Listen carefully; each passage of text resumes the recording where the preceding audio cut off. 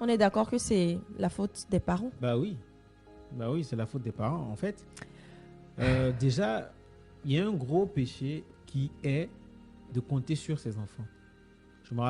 Je sais pas pourquoi on raconte cette histoire-là aujourd'hui, parce que la semaine dernière, j'ai vu des gens les afro-descendants qui disaient que nos parents, la communauté africaine, les parents doivent pas compter sur les enfants.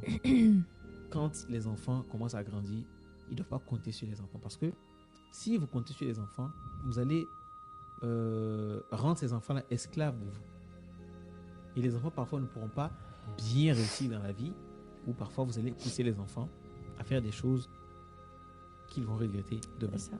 Et dans ce contexte-là, dans cette histoire, c'est ça.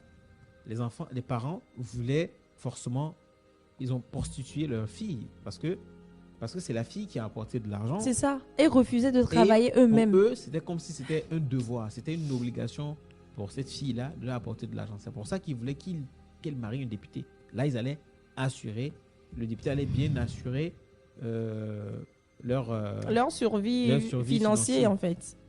Aïe, c'est... Oh. Bref. L'autre chose, c'est la parole. Oui, ça c'est vrai que dans cette histoire, la parole, il faut faire attention à la parole. Hein. La parole est puissante. Hein. On dit vaut mieux ne même pas parler quand vous êtes sous l'effet de la colère que de lancer une parole et que vous allez regretter plus tard.